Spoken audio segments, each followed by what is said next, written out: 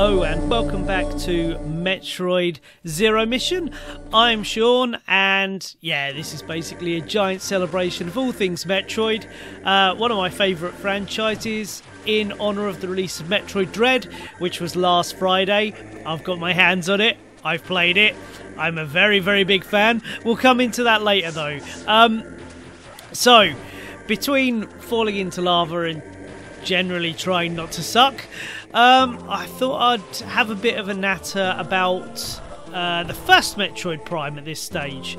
So, as I mentioned in the previous video, I didn't have a NES, and when I had a SNES, for some baffling reason, I chose never to get this game. So, or never to get Super Metroid. Arguably the best. When I had a Super Game Boy, I never asked for Metroid 2. Again, I don't know why. Ticks all my boxes. But by the time I'd moved on a few years, I'd had the N64. No sign of Metroid on that. And then we got the all the way up to the GameCube. I got very excited for the release of a little game called Metroid Prime.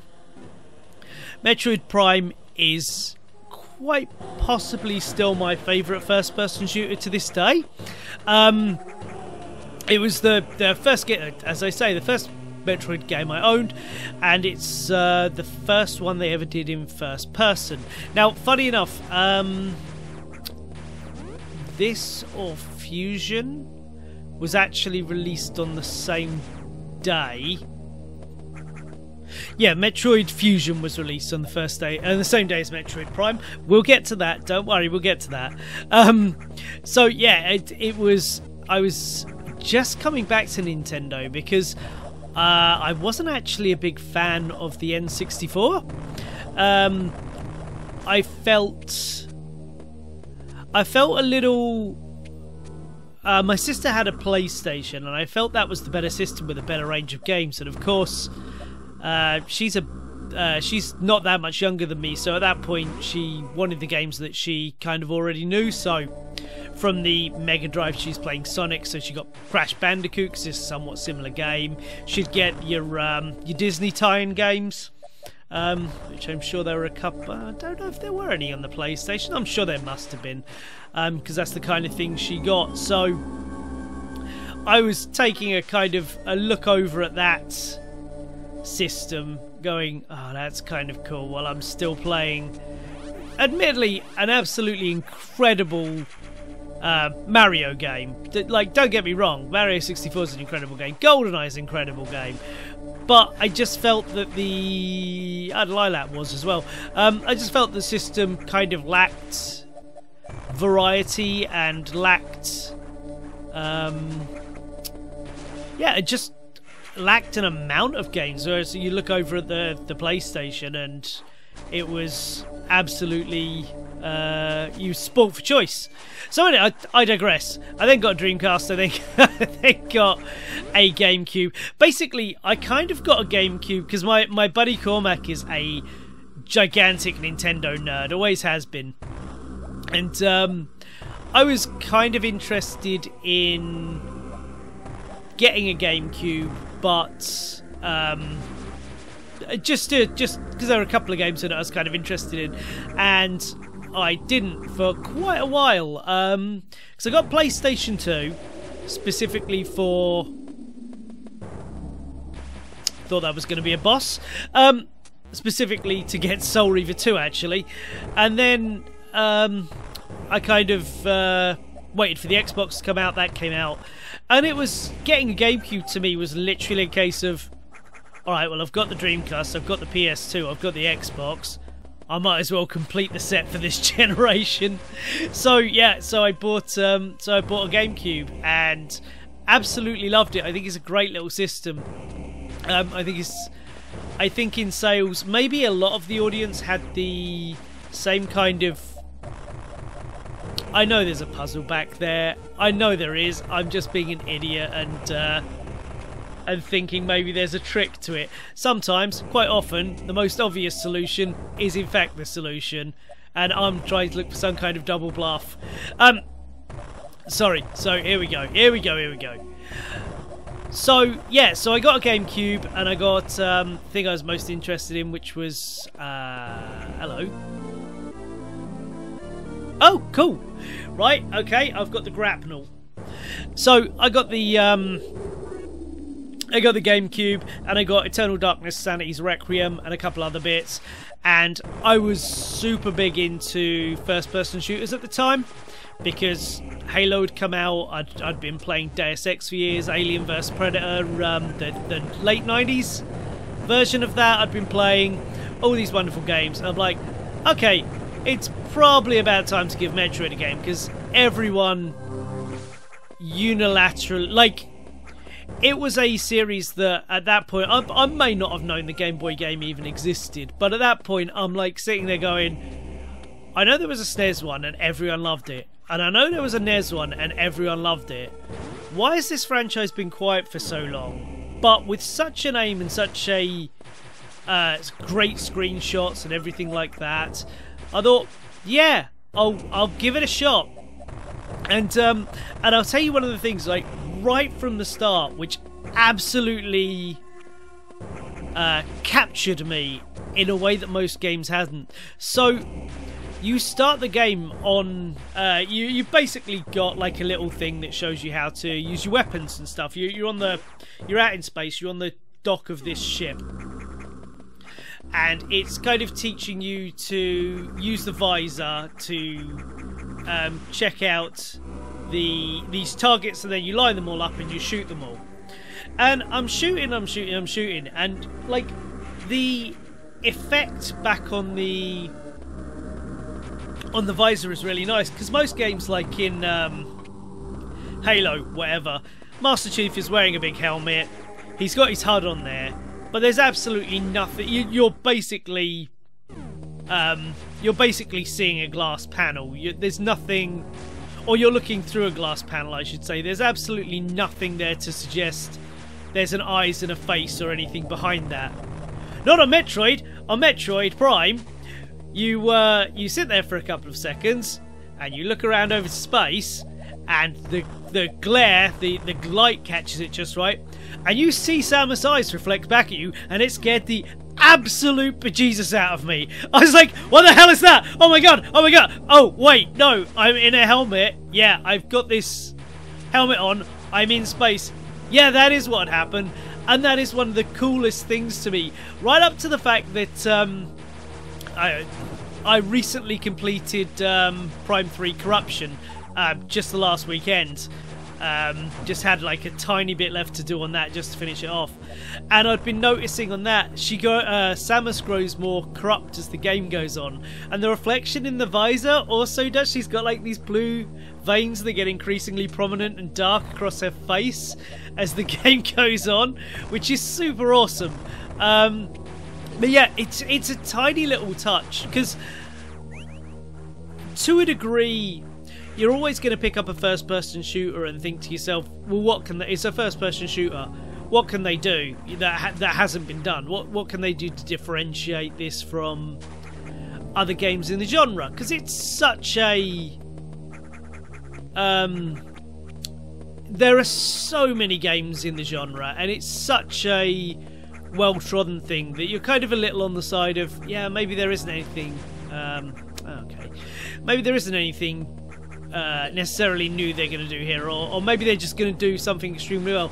And I'm always a fan, not so much in the first-person shooter genre, because I do find it a bit of a dull genre personally if the story and stuff's not there. But it is a bit of a case of, well, what are you going to do to impress me? And then right off the bat, one of the first things I noticed was... I can go through that. One of the first things I noticed was Samus' eyes reflected back, and I don't think I'd ever seen that before in a game. So I was, right from the start, a little bit... I promised myself I wasn't going to so much this time. I apologise, I might cut some of them out. I digress. I digress, and they said like 6 more times. So yeah, right off the bat it did something I don't think I'd seen to that point before. that really impressed me, along with the rest of the graphics, because it's an absolutely stunning game. So while we're talking about the reflection of the eyes, the visor, we might as well speak about the HUD. Everything you need is right there around the edges of the screen. I know they did it in stuff like Halo, but it's so convenient.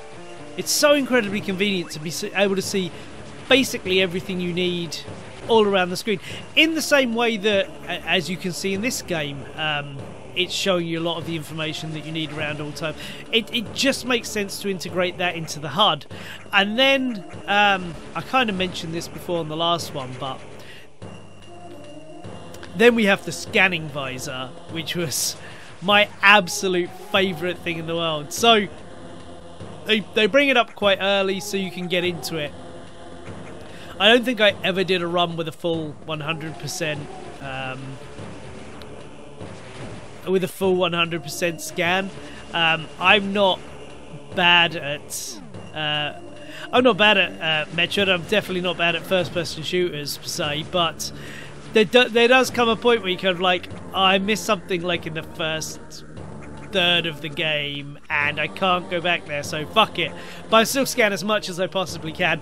I love the scanning. I love the depth it gives the lore. I love the extra information. I just love the sound effect. The little kind of sound is really, it's a really pleasing sound, and it's very appropriate as well in a weird way. Oh, we're getting the missiles in now. Yeah, it's like, I understand you're going to associate that sound with it because that's what's happening and that's what you're doing, of course. But no, it's like everything in basically every Metroid. The sound design is phenomenal, and just kind of hanging around, slowly taking my time in every room. Like the first thing I did it right up to the end of Metroid Prime 3, which I've recently been playing, but these other two games I've not played in years and years and years, and I've still got the same habit of right, there's a door, shoot the door to open it, get up the visor, right, what's new in this room? Scan, scan, scan, scan, scan, scan, scan. Okay, now we can move on. I absolutely love it. It's just there's a completionist in me that loves stuff like that as just hang on. Do I have to kill this? Okay, I guess Samus was just bumping her foot on that, and it's I'm guessing there's like weird gravity in this room. moving on. Yeah, there's just like I get a very kind of zen feeling from doing the scanning. It's very relaxing to me, and it also, while it is an action game, it is about the exploration. It is about it is about the lore and building a world and everything like that. And I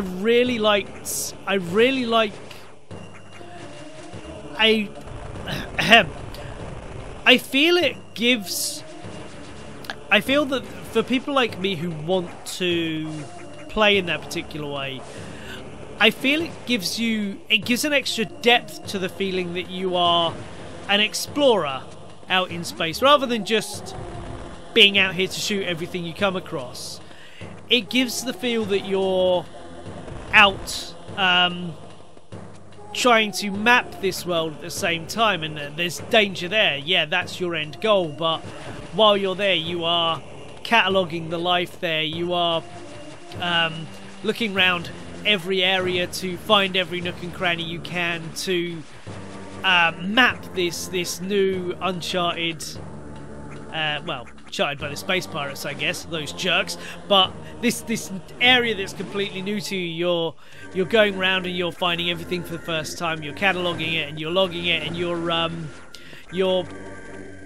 bringing an additional sense of adventure, whereas you can literally just play it as a shooter, but you can also play it in a more, like, if you want to put it this way, in a more kind of Star Trek-y way of, yeah, you've got the mission, but ultimately what you feel what you'd rather be. This is gonna go well. I apologise in advance. I get a sense I'm gonna wind up in that lava more than I'm out of it, maybe. Okay, sorry. So, fuck! Excuse my language. Crap! Oh, here we go. First death. Oh. Sorry. That's a little embarrassing. Alright. We're going to cut till we're back over there. Alright, we're back. We're back. We'll try that again. That was embarrassing. That was embarrassing. I'm sorry. So... I forget what I was talking about now. Oh, yes. Sorry, scanning. So much like this, there's collectibles all over the place, and the obvious power-ups, because Samus has to start weak and get her arsenal into basically a living one-person army, because why not? So yeah, all over them as well are all these nooks and crannies where you'll find yourself extra missiles, extra energy tanks to make Samus more powerful, and then like this, I've just found the ice weapon. It freezes enemies. Pretty simple. Oh, I was so close to a save room when I died. Yeah, so you just basically power up with while you're exploring, you power Samus up, and that allows you to progress further in the game.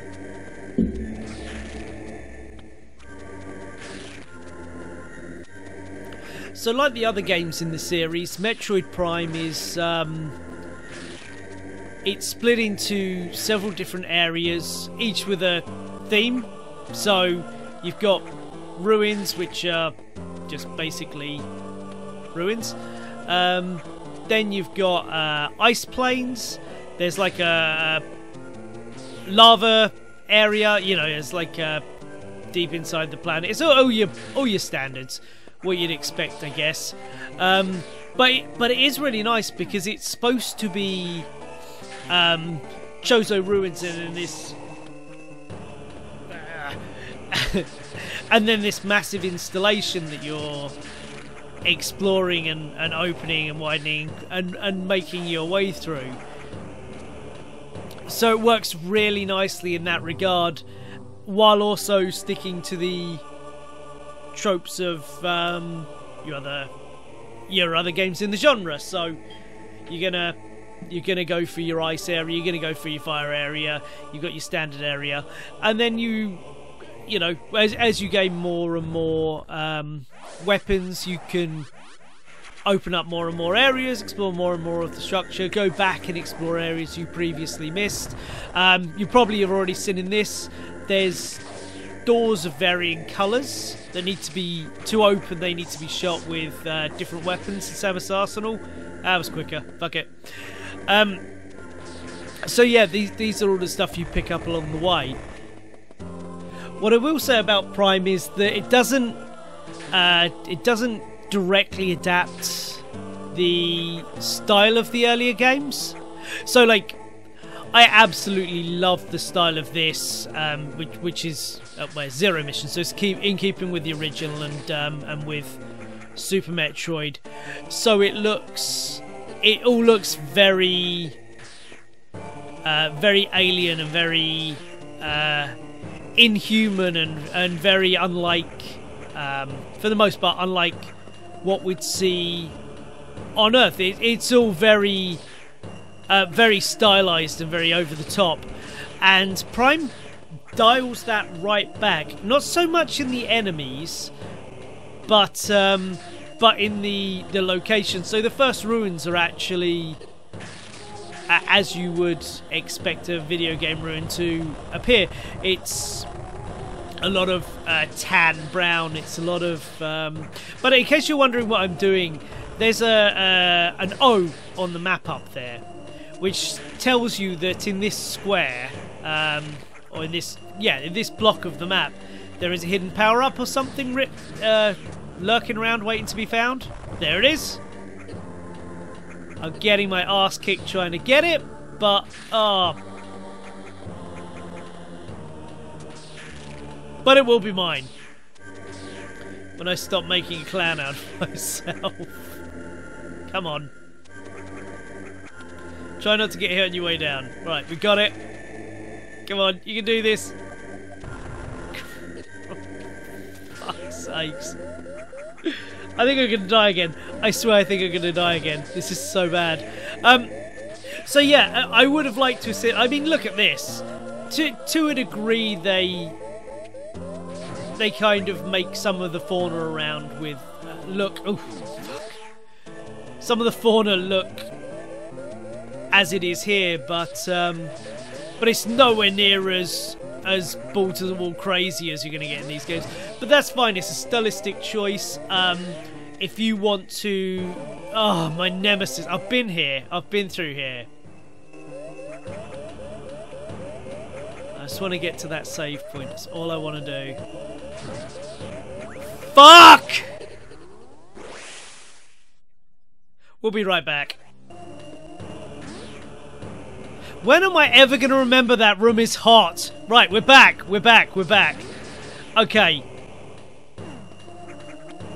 We're going for the save room again. As you can see, I'm doing a lot better this time. I can only apologise for my incompetence.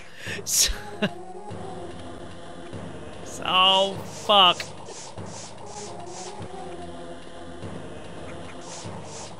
Sorry, I know I need to talk and play at the same time. I'm just trying very hard not to die again. Oh, just take your time, lads. You all day? Jesus Christ. Alright. Fuck.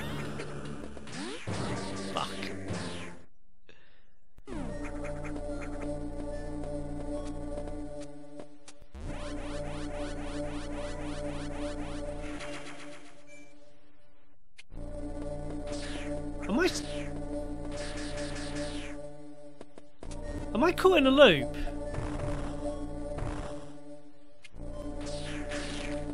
I was so focused on getting back to a save room.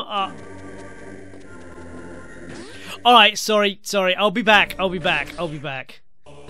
Alright, we've learned our lesson. I'm not going to go through that door again.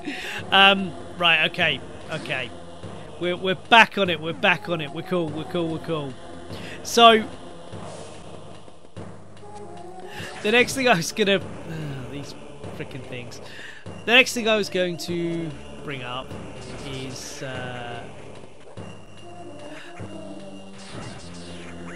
So the next thing I was going to bring up was the story to Prime, or the general setting and the idea of it. It's actually set between Metroid and Metroid 2, which is quite an interesting choice.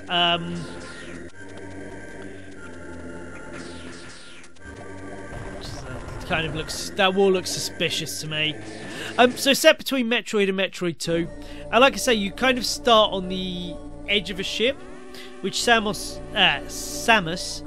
is exploring near a planet called Talon 4. Let's try that again. You start on a wreck of a ship near Talon 4, and you find that the space pirates on board were experimenting with a weird energy, but then they all died. So after fighting like some horrifying monster, because that's the start of a Metroid game, the ship then starts to blow up and you have to run away, because that's the start of a good Metroid game. And basically Samus sees Ridley heading towards the nearby planet and it's like, well, I'm gonna kill him.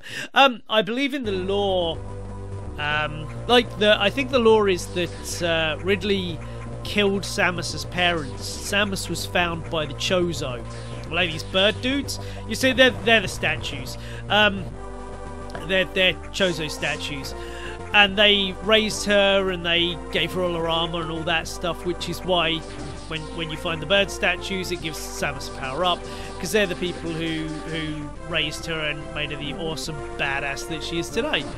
So anyway, so you stomp down there. You're like, well, Ridley needs to get his ass kicked. And then when you're down there, you find out that these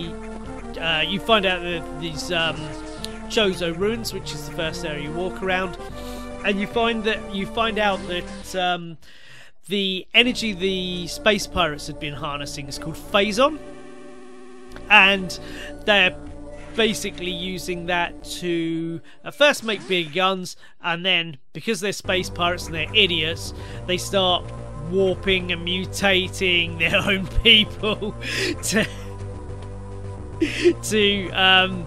make them into monstrosities, because of course they did. What else are you gonna do? So the Phazon energy came from a meteorite that crashed down on Talon 4. That also contained some Metroids, because of course the game's called Metroid, gotta have some Metroids. Plus, Metroids are friggin' awesome. So you go around the world, basically finding, because one of the many things you can scan in this space pirate computers, which give you more lore. There's Chozo murals and stuff, and there's also Chozo technology which you can scan, that again gives you more of the backstory. So eventually you fight your way to the middle of this mass, and you get a ridiculously awesome boss fight with Ridley. It's probably my favourite in the whole series. I do like, with the exception of the first game, I do like every Ridley fight. He's one of my favourite. Basically he's a space dragon. I love dragons. I love space. He's a space dragon. What's not to love? So yeah, you get this awesome battle, which is a couple of phases. He's got a lot of different attacks. That's super fun. And then she, obviously Samus defeats him, goes off to destroy the source of the Phazon.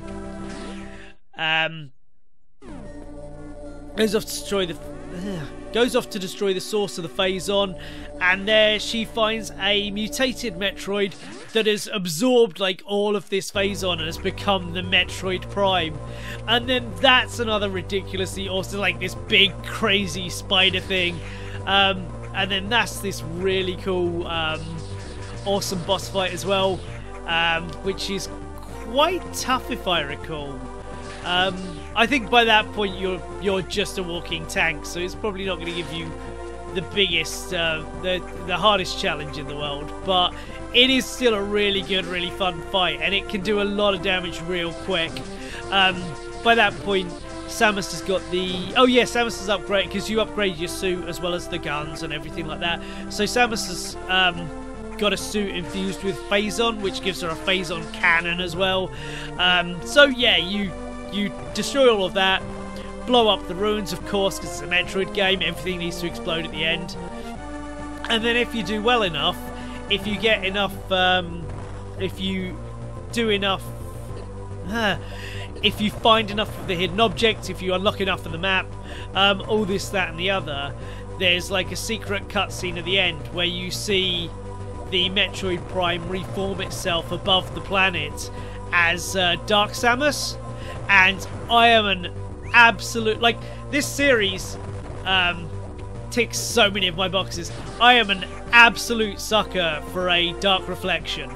I'm a big comic book guy, so I know this may be somewhat controversial in a lot of circles, but I freaking love all the clones in Spider-Man. As stupid and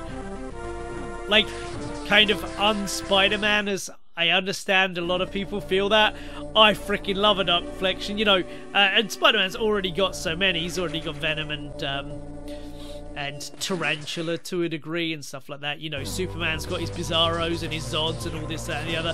I love a Dark Reflection. So when Dark Samus rocks up, I'm like, I can't... Hey, just thinking out loud, I've not seen that ceiling dude for a while. Is he... I'm guessing he's locked up to the other area. I need to kill him. Yeah, I need to kill him. Anyway, yeah, so I love a Dark Reflection, and up she pops, looking all cool and badass. She's actually the main antagonist for the rest of the series, because why wouldn't she be? That's just awesome. Bit stuck here. That's got to be the way, isn't it?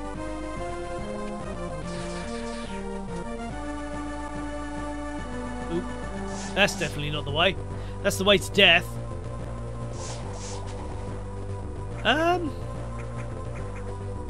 Crap. I did promise you guys this was a... I did promise you all this was a blind playthrough, so that's what you're getting. That's what you're getting.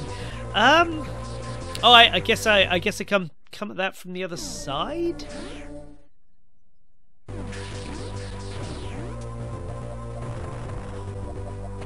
Must need to be around here somewhere.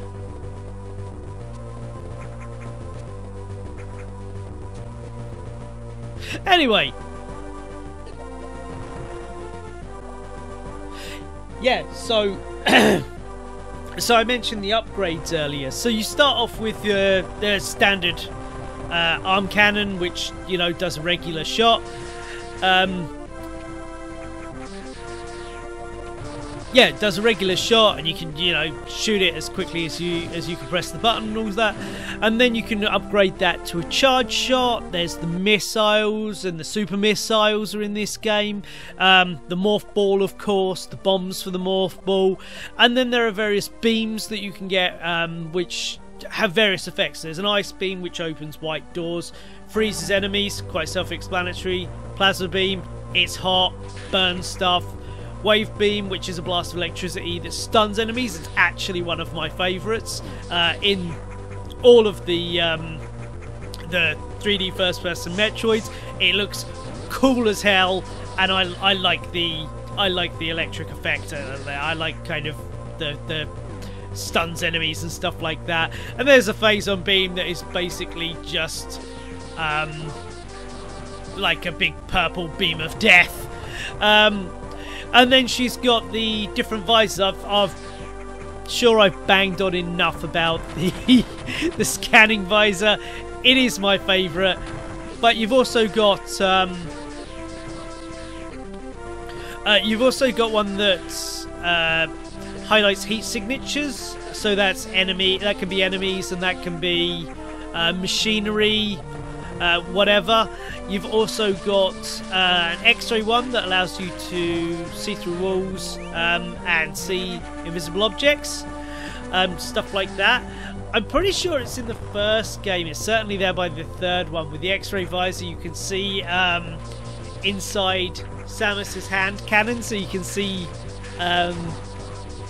like with the X-ray visor at least, you can see like the bones in her arm, which is pretty goddamn cool. So yeah, a lot of love for the first game. It's... Oh god, this guy again! I'm getting him this time. We're getting him this time. Come on.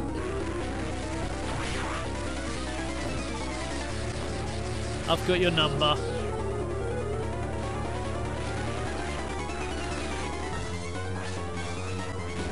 Oh, we might not be getting him this time. Why am I so bad at this? Look, he's already changing colour. I swear I've only got him a couple of times.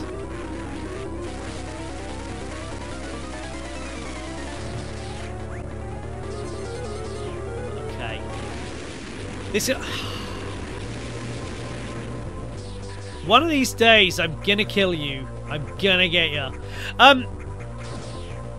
Right, where was I? Yeah, so yeah, I'm pretty sure he isn't in Metroid Prime. Wall guy. yeah, so I've got nothing but love for the first Metroid Prime. It's a phenomenal game. It's it gave me my love for this franchise way before I ever actually fell in love with this franchise the way I have over the last several years. I don't think I can get up. No, I'm not gonna. Hang on. Yeah, no. Yeah, it was the game that made me fall in love with this genre years before I realised I was going to fall in love with this this franchise, I should say, in the way that I have.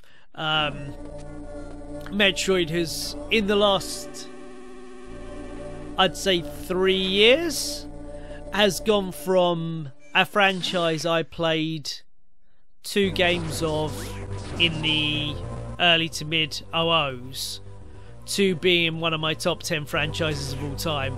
I absolutely frigging adore it, and I really like rumors. Rumors have been around for a long time, and you can't really listen to rumors about Nintendo because quite often Nintendo are very, very good at keeping their cards close to the vest and... yeah, alright. He's not coming back for me again. Keeping their cards close to their vest and... like, because they did announce Prime 4 and that has all but disappeared, and the rumour is that they weren't happy with the progress it was made, so that was the end of that. That had been knocked on the head for the time being. I'm really hoping they're still working on one. Rumour was it that they'd got Retro back, who made the Prime trilogy. But yeah, the current rumour is that the rumour for years and years and years has always been, oh, there's going to be a Metroid Prime redo on the Switch, like a Metroid Prime trilogy collection on the Switch. But like in the last couple of weeks, the rumour mill seems to be around that for some reason the first one, and only the first Metroid Prime, would be super simple to port over to the Switch, so maybe we're just getting that? I don't know what to think about these rumours and stuff. Like I said, Nintendo are really great at keeping their cards close to their chest. Like, I'd heard rumours for God knows how long that Nintendo were working on a new 2D Metroid game. I don't think many of us, when Dread was announced, I don't think many of us expected it to be that announcement on that day and it to be like, yeah, you've got like 6 months to wait. I don't think any of us really expected that. And I was delighted. I was beyond delighted, actually. Alright,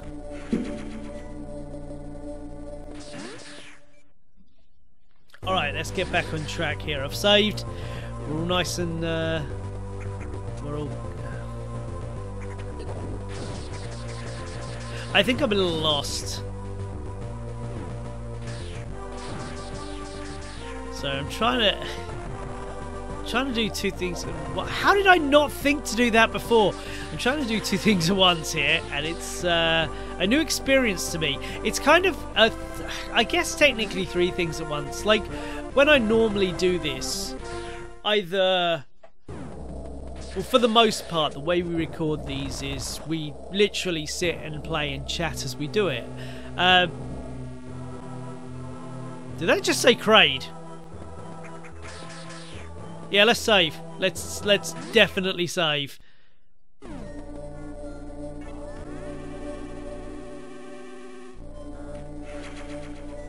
I know Kraid is.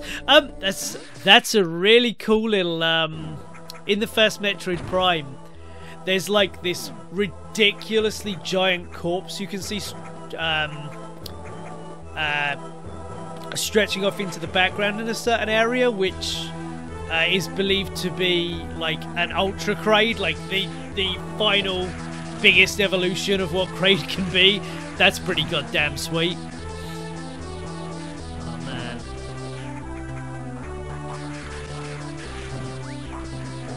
type of enemies is getting a little tougher now. The attack patterns have gone from going round an object and going in a straight line to now these jumping weirdos. Sus. We'll see. We'll see.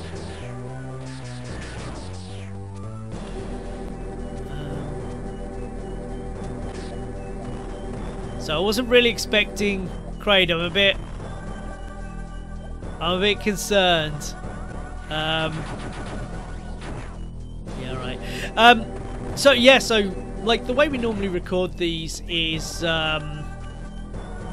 we jump on Xbox Live, we all have a natter while we play, and then we you know, one of us edits all the voices together and all the videos together and so on and so forth.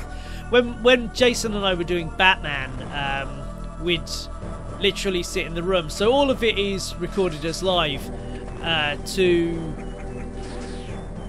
because I feel that gives I feel doing it live adds a certain dynamic that you can't necessarily get when you're recording a video after.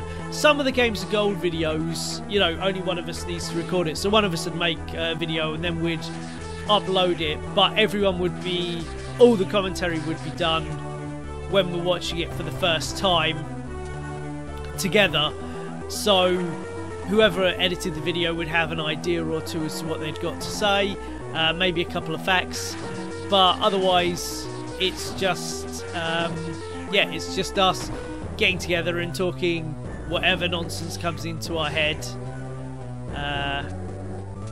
Whatever nonsense comes... what's this doing? Whatever nonsense comes into our head... okay. Let's power that up. Oh, sweet! Yeah, whatever nonsense comes into our head as we're playing, which is kind of... This is going to be a bit half and half. This is going to be commenting as I play, and also I'm going to do a load of after commentary to fill in some of the blanks, because I'm quite aware there's been some points where I've been quiet because I'm concentrating on what I'm doing and I'm trying not to die, because yeah, I'll cut getting back to... All right.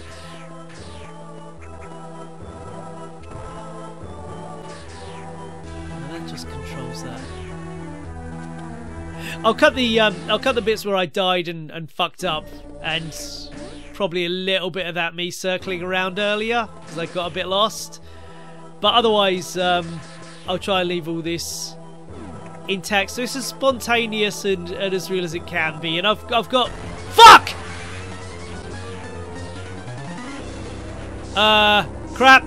Alright, sorry, I didn't expect something out of a fucking horror movie to come out of the lava and attack me. I think you can I don't think you can blame me for not expecting... Fuck! For not expecting that. It's... Alright. Grabby.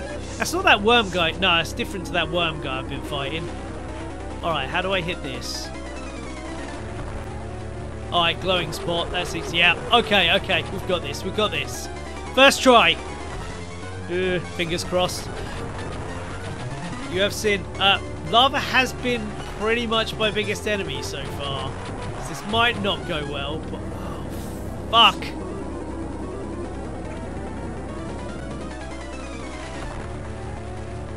Yeah, sorry. So, as I was saying, as much as possible this is going to be live, I'm going to fill in the blanks with... Fuck! Fill in the blanks with after commentary. No! No! First time! With after commentary, and yeah, and I'm just working from... I've got like... Shit!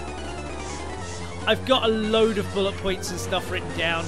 All of that Metroid Prime talk wasn't completely off the top of my head. Yeah, we have been doing this for many years, but none of us are that good yet. To just talk for the better part of an better part of an hour, without any kind of notes, completely on our own. And like I say, this is a new thing for me. It's literally a case of I'm trying to give Jason a break from fuck. No.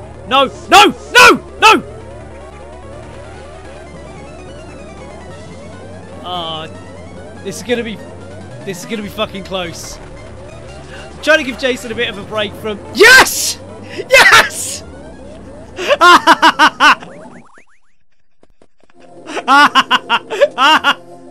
I can't believe it. I thought I was fucked.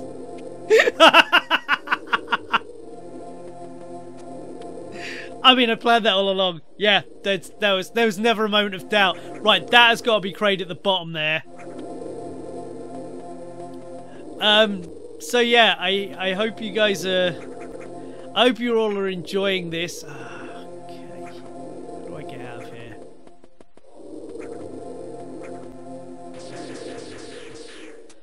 I just want to save. I do not have much health. I don't want to be anywhere near this goddamn lava.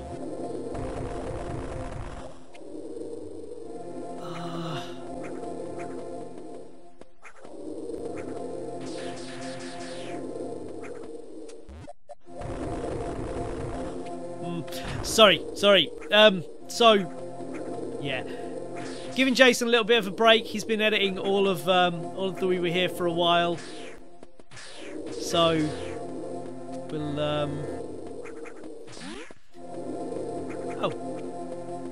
Oh, he's unlocked. I just want to savour him. That's all I want. Give Jason a little break. Shut. Oh, hang on. Give Jason a little break. Give Metroid all the love in the world for the release of Metroid Dread, which again we'll get to it. I'll probably have completed it by the time we get to it, because I want to kind of do these somewhat in order. So it's going to be this, then Prime 2, then the original Metroid, then Super Metroid, then Fusion. No, then Hunters, then Fusion, then Prime 3 Corruption, then finally, thank God for that save, then finally Metroid Dread. So, you know, I've got a lot of... this is by far the biggest episode, and I will cut a chunk out of this, which you'll have seen from earlier. But this is by far the longest episode. We will get back, we will circle eventually around to Dread. Everything else I think is about 15-20 minutes maybe. So yeah, I hope you're enjoying this. I hope you'll stick with it. More Zero Mission to come. I'm absolutely loving playing this game. And yeah, well actually that's a funny point. So I guess we'll finish the retrospective with a retrospective of me finishing this game and telling you what I think about this game, because this is the first time I'm playing this game, and that will be the first time I've ever finished it, so that will be the first opportunity to judge it as a whole. Slight preview, I'm freaking loving it so far. It's taken all of the innovations from Fusion, and they're working really nicely here. Dear God, the map and the checkpoint system is delightful. So yeah, anyway, I'm babbling. Join me next time. More Metroid. I love Metroid. Metroid.